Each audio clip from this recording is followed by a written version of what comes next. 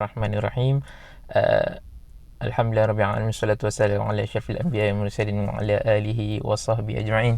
Assalamualaikum dan selamat sejahtera kepada semua murid-murid SK Seri Kelana yang dikasihi sekalian. Alhamdulillah bertemu lagi kita bagi sesi yang kedua untuk mata pelajaran Reka Bentuk dan Teknologi tahun 4. Okey, bagi sesi 5 Februari tahun 2021. Okey, tanpa mengelengahkan masa, kita masuk terus kepada tajuk yang akan dipelajari hari ini, iaitu bagi tajuk keselamatan bengkel. Okey, untuk hari ini bagi mengikuti pembelajaran pada hari ini, apa yang anak-anak perlu lakukan adalah pertama sekali salin jadual. Jadual ni saya akan terangkan sebentar lagi. Okey, kemudian yang kedua, isikan kehadiran dan muat gambar nota yang telah disalin. Okey, sebagai penambahbaikan, saya telah sediakan satu bahagian yang mana kalau anak-anak nak hantar nota, boleh hantar kepada Google Form di sini. Klik saja bahagian situ. Boleh hantar Google Form dalam upload file untuk menghantar kerja lah. Dan di bahagian sini seperti biasa, kuis yang perlu dijawab. Okey.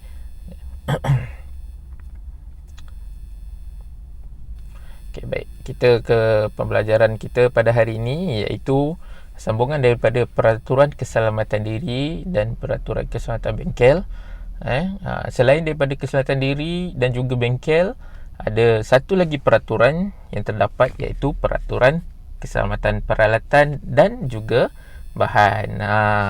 Maksudnya bila kita masuk ke dalam bengkel, peraturan-peraturan ini perlu dipatuhi untuk menjamin keselamatan awak semua, termasuk juga keselamatan dalam bengkel. Okey. Fokus kita hari ini adalah kepada peraturan keselamatan peralatan dan juga bahan. Apa itu peralatan? Peralatan ni adalah alat-alat yang terdapat dalam bengkel, seperti contoh pemutar skru, gergaji, tukul dan sebagainya. Okey, apakah peraturan keselamatan peraturan keselamatan peralatan yang perlu anda tahu? Yang pertama sekali ialah gunakan alatan dan bahan mengikut prosedur. Maksudnya, kalau tukul digunakan untuk apa? Gunakan untuk mengetuk paku. Jadi gunakan tukul tersebut untuk mengetuk paku, bukannya untuk sebagai alatan permainan. Awak buat main-main, tak mau. Selain tu, contoh screwdriver, pemutar skru. Screwdriver ataupun pemutar skru. Tujuan pemutar skru ni, kegunaan dia adalah untuk melonggar ataupun mengetatkan skru. Tetapi awak gunakan pemutar skru itu untuk ketuk paku, itu adalah melanggar prosedur ataupun tidak kena pada kegunaan peralatan tersebut. Itu kira salah lah, dan melanggar peraturan keselamatan peralatan. Okey. Yang kedua adalah setelah guna, bersihkan alatan yang telah digunakan dan simpan di tempat yang betul. Maknanya, awak dah ambil alatan, dah guna, bersihkan. Contoh, gergaji. Biasanya dalam bengkel kita akan menggaji kayu. Bila dah potong kayu tu, habuk-habuk kayu tu akan melekat kat pada apa kita panggil gergaji tu tadi. Jadi awak kena bersihkan dengan cara yang betul. Letakkan minyak, sapu minyak. Saya akan sediakan bahan, semua ada disediakan. Jadi sapu minyak dah bersihkan, sapu minyak. Lepas tu letak kat mana? Simpan di tempat yang betul tu di mana? Di tempat mana awak ambil, di situ awak letakkan semula. Okey.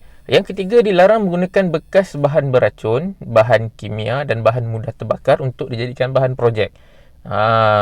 Maksudnya kat sini, awak tak boleh sama sekali menggunakan bekas bahan beracun. Maksudnya bekas tu pernah diisi racun, ataupun bahan kimia yang kita tak tahu apa kandungan dia, dan juga bahan mudah terbakar. Contohnya, awak pernah isi petrol kat dalam bekas tersebut, awak gunakan tu jadi bahan projek, kerana ia bukan sahaja membahayakan peralatan, malah membahayakan diri awak sendiri.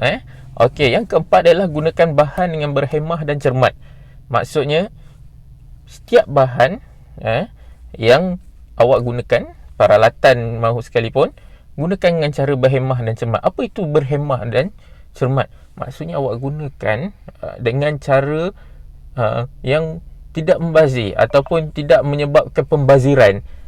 Contoh macam saya sebutkan pemutar skru dia, awak gunakan untuk ketuk paku dan menyebabkan pemutar skru tersebut rosak.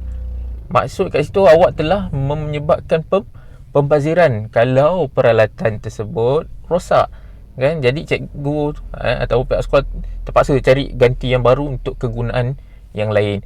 Awak kena faham bahawa dalam pembelajaran RBT ni semua peralatan kita gunakan secara bersama. Maksudnya dari tahun 4 sampai tahun 6 akan gunakan peralatan yang sama.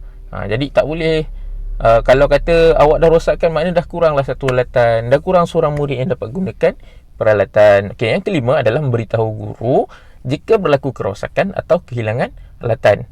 Jika awak guna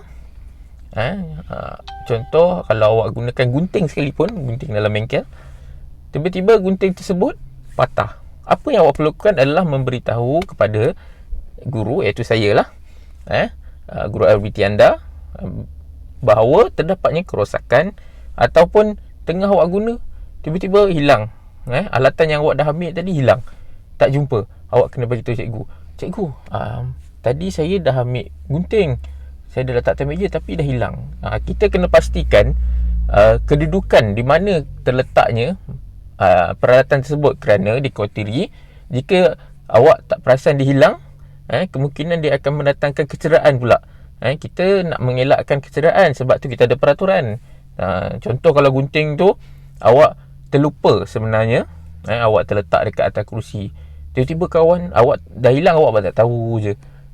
Datang kawan pun duduk dan terkena gunting tersebut, dan ia akan menyebabkan kecederaan. Kita minta jauh daripada kecederaan. Okey, alhamdulillah. Okey, yang keenam adalah minta bantuan guru jika terdapat sebarang keraguan ketika menggunakan alatan dan bahan semasa membuat aktiviti. Kalau awak nak buat projek, kita biasa buat projek, kita memang akan gunakan alatan. Contoh, kalau tahun 4 kita akan buat projek model kereta, awak akan gunakan glue gun. Biasa saya akan bekalkan mounting board, pisau dan juga glue gun lah. Untuk mencantumkan kita gunakan glue gun, hot glue gun ataupun pistol perekat panas. Awak guna, awak tak pasti macam mana nak guna pistol perekat panas tersebut, maka tanya. Kalau ada macam awak takut nak macam mana nak keluarkan ni, macam mana nak bagi dia keluar ni, macam mana nak guna yang betul ni, tak ada masalah, tanya. Macam mana cara nak guna yang betul untuk memastikan peralatan tersebut digunakan dengan betul dan awak selamat. Tujuan peraturan ni adalah untuk memastikan keselamatan. Okey, kita teruskan kepada peraturan keselamatan bahan. Okey, yang pertama adalah simpan, macam yang tadi, peralatan juga, simpan bahan di tempat yang betul. Yang kedua, pastikan alat pemadam api dan peti pertolongan cemas sentiasa dalam keadaan baik. Yang ni untuk saya akan sediakan.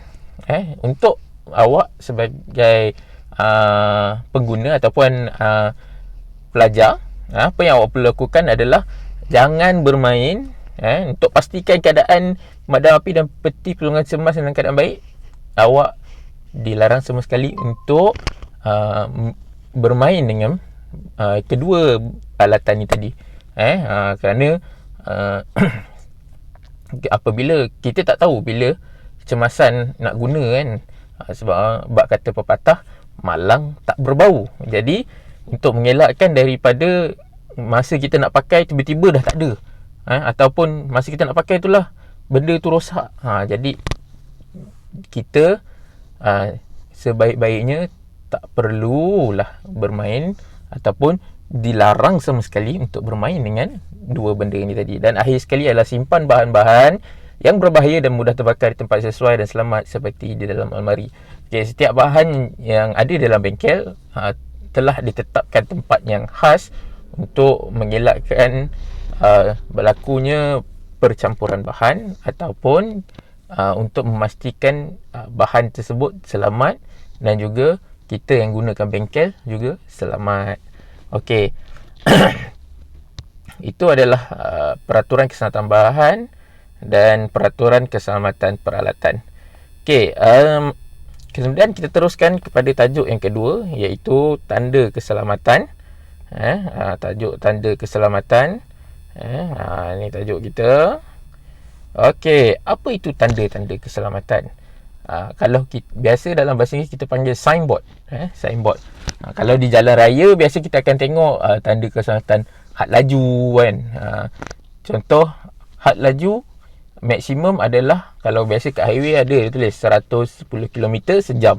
Maksudnya dekat situ awak tak apa, ataupun ayah awak lah kan, ayah awak tak boleh nak bawa kereta lebih daripada 110 km. Tu contoh. Okey. Untuk ni tajuk yang ni saya perlukan awak lukis dan tuliskan semua maksud bagi tanda-tanda yang saya tunjukkan ni lah. Awak juga boleh rujuk dalam buku teks. Yang saya semua tahun 4 dah dapat buku teks. Jadi awak boleh tengok dalam buku teks RBT awak. Ada dekat dalam buku teks RBT nota-nota ni. Okey, simbol yang pertama. Simbol pertama.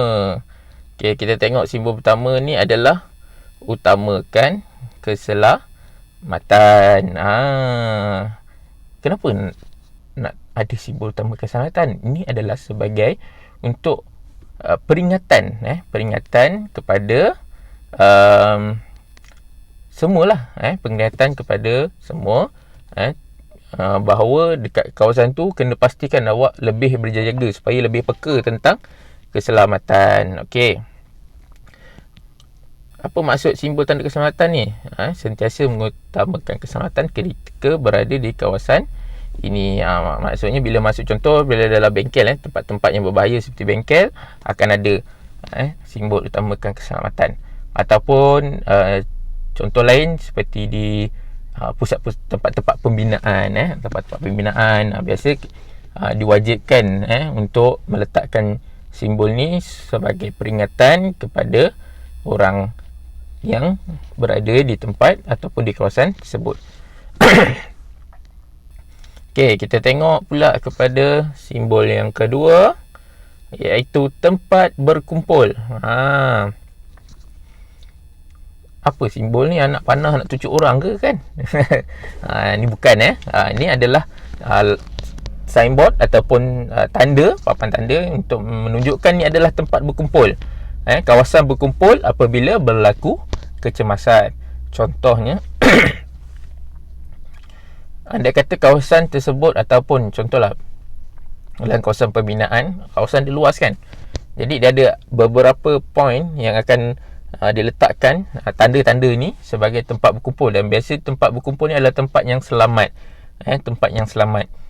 Kalau dekat sekolah kita ada fire drill, latihan kebakaran, cikgu akan tetapkan di manakah tempat berkumpul yang selamat. Dan tempat berkumpul ni akan diletakkan di tempat-tempat yang biasanya di kawasan lapang, di kawasan yang tak bertutup. Maksudnya bukannya dalam bangunan, biasanya dia akan letakkan di luar bangunan. Andai kata berlakunya kecemasan, contoh kalau awak pergi shopping mall, tiba-tiba ada kebakaran berasap kan, mana nak pergi? Cari tempat berkumpul ni. Cari tempat berkumpul ni supaya untuk menjamin keselamatan awak. Biasanya memang akan ada. Kalau awak keluar jalan-jalan, sekarang ni tak boleh nak jalan-jalan kan. Nanti kita doakan sama-sama PKP ni tamat, COVID tak ada. Kalau awak pergi jalan-jalan akan datang, pergi shopping mall, ada kesempatan, tengok, perhatikan tanda-tanda ni. Okey, yang seterusnya adalah laluan keluar semasa kecemasan. Laluan keluar semasa kecemasan ni biasanya dapat kita lihat di mana? Selalunya di pintu-pintu kecemasan lah. Kat pintu kecemasan biasa ada signboard keluar Dekat sebelah tu ada gambar orang nak berlari kan. Maksudnya ini adalah laluan keluar semasa kecemasan. Bukan maksud kita kena berlari masa kecemasan. Yang penting masa kecemasan kita perlu sentiasa kekal tenang dan mengikut arahan. Biasanya apabila berlakunya sesuatu perkara ataupun sesuatu kecemasan, akan ada pihak yang berkenaan untuk memberitahu apakah langkah-langkah yang terbaik yang perlu kita ambil. Contohnya kalau di sekolah, tujuan kita lakukan latihan kebakaran tu adalah untuk memberitahu apakah langkah yang perlu diambil sekiranya berlaku kebakaran. Dan kalau tak ada, dan tiba-tiba awak dekat shopping mall, tiba-tiba ada berlaku sesuatu yang tidak diingini, awak tak tahu mana nak pergi, maka awak ikutlah tanda ni, dan dia akan bawa awak ke tempat berkumpul. Okey, baik. Okey, kita teruskan lagi kepada tanda yang seterusnya. Ni tanda orang nak jatuh apa ni? Ni adalah tanda lantai licin. Maksudnya biasa kalau awak pergi dekat mana-mana, ada orang tengah mengemup, biasanya dia akan letakkan simbol ni kan, warna kuning, diletakkan untuk beritahu kepada orang ramai bahawa lantai tu licin. Maksudnya kalau lantai licin apa nak buat? Maka kenalah berhati-hati kan. Kalau tak nanti jatuh. Okey, simbol yang seterusnya adalah jagalah kebersihan, sentiasa menjaga kebersihan. Gambar orang buang sampah dekat dalam tong sampah. Amalan membuang sampah dalam tong sampah adalah satu amalan yang baik. Kita tak boleh buang sampah rata-rata kan. Itu maksudnya kita kejam kepada alam. Jadi untuk memastikan kebersihan kawasan tersebut, maka ada setengah tempat diletakkan simbol jagalah kebersihan untuk memastikan kebersihan di kawasan tersebut terjaga. Jadi bila awak buang sampah ke dalam tong sampah, maka tak adalah sampah bersepah kan. Bila tak ada sampah bersepah, tempat tu pun bersih, maka kita pun suka seronok. Siapa tak suka kebersihan kan? Semua orang suka bersih. Okey, jadi seterusnya adalah ni siapa tak kenal ni kan, alat pemadam api. Semua orang kenal biasanya, tahu alat pemadam api ni, ataupun kita panggil dia fire extinguisher. Apa kegunaan dia? Untuk memadam api. Kenapa awak nak kena kenal benda ni? Supaya awak tahu. Andai kata kita ambil contoh situasi di sekolah lah, tiba-tiba ada kebakaran. Dalam kebakaran ataupun berlakunya api, awak cikgu pula adalah cikgu baru yang ajar awak masa tu, cikgu baru masuk kan, dia tak tahu kat mana alat pemadam api. Jadi bila awak ada signboard ni, awak tahu kat situ ada alat pemadam api, awak boleh bagi tahu kan. Awak boleh bagi tahu sebagai bantuan yang paling tidak awak boleh berikan. Okey, seterusnya kita tengok pada simbol seterusnya ialah apa simbol api ni? Simbol api ni bukannya maksud awak buat unggun api kat situ. Ini maksudnya adalah simbol bahan mudah terbakar. Maknanya kalau awak tengok dalam tong tu ataupun bekas apa saja ataupun di dinding ada ditampal simbol ni, maka bermaksud di situ adalah bahan tersebut mudah terbakar. Kerana untuk mengelakkan berlakunya kemalangan, sebabkan bila bahan mudah terbakar ni kadang-kadang sebabkan api yang sikit pun dia boleh terbakar. Jadi penting untuk simbol ni. Kadang-kadang orang tak tahu kawasan tu mudah terbakar kan.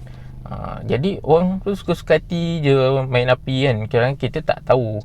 Bukan suka hati pun, kadang-kadang kita gunakan untuk tujuan yang baik, tapi sebab tak tahu maka menyebabkan kebakaran. Okey.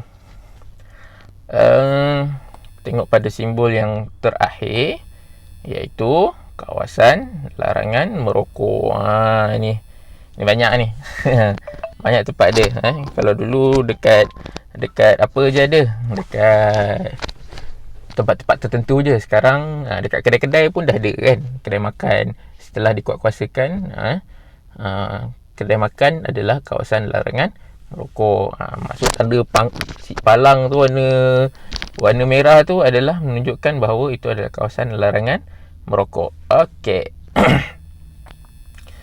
Okey, dah selesai semua tu, apa awak perlu buat?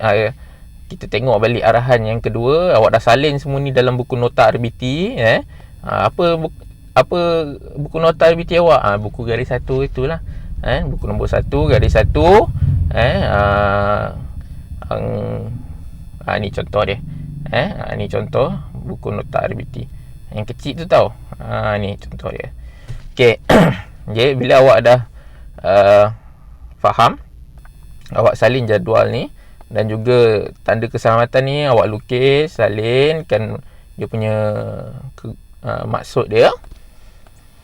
Dah siap tu,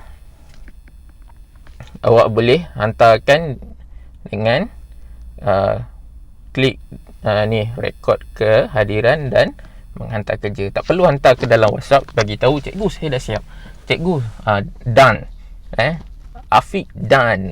Tak perlu. Sebab bila awak masuk saja ke bahagian tersebut, awak klik saja rekod kehadiran dan kerja rumah. Ini RBT tahun 4. Dia akan bawa awak kat sini.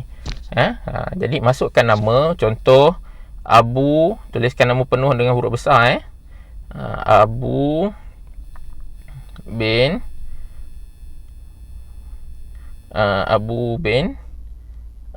Ali. Okey, kelas. Kita pilih kelas. Katalah contoh 4 teratai. Tarikh hari ni.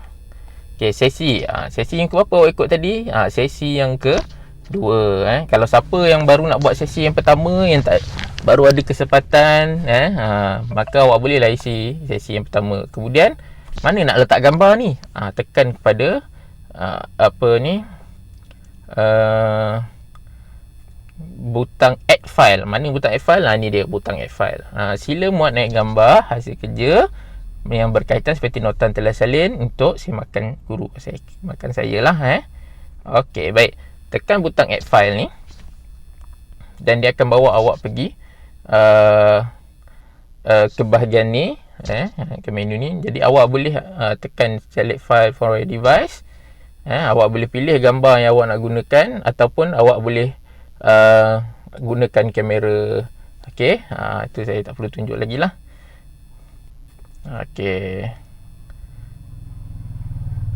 alright. Okey, dah sudah, awak tekan butang upload. Pastikan awak tekan butang upload. Maksimum awak boleh masukkan gambar 10. Awak boleh ambil gambar guna kamera, ataupun awak boleh ambil gambar, masukkan, simpan dalam gadget awak ataupun komputer, kemudian awak upload lah. Cuma awak kena pastikan di mana fail yang awak simpan benda tersebut. Okey, dah selesai upload. Apa nak perlu buat? Awak kena pastikan awak jawab kuis. Apakah tujuan kuis ni? Tujuan kuis ni adalah untuk sebagai latihan pengukuhan. Latihan pengukuhan untuk awak lah. Okey, jadi awak tekankan kuis ni. Dia akan bawa awak kepada kuis RBT sesi 2 tahun 4. Sama juga. Typekan nama, huruf besar ya, nama penuh awak. Contoh tadi, siapa tadi? Abu bin Ali kan? Abu bin Ali. Oops. Alright. Okey, kelas 4 teratai. Okey, next. Okey, jadi awak perlu jawab soalan.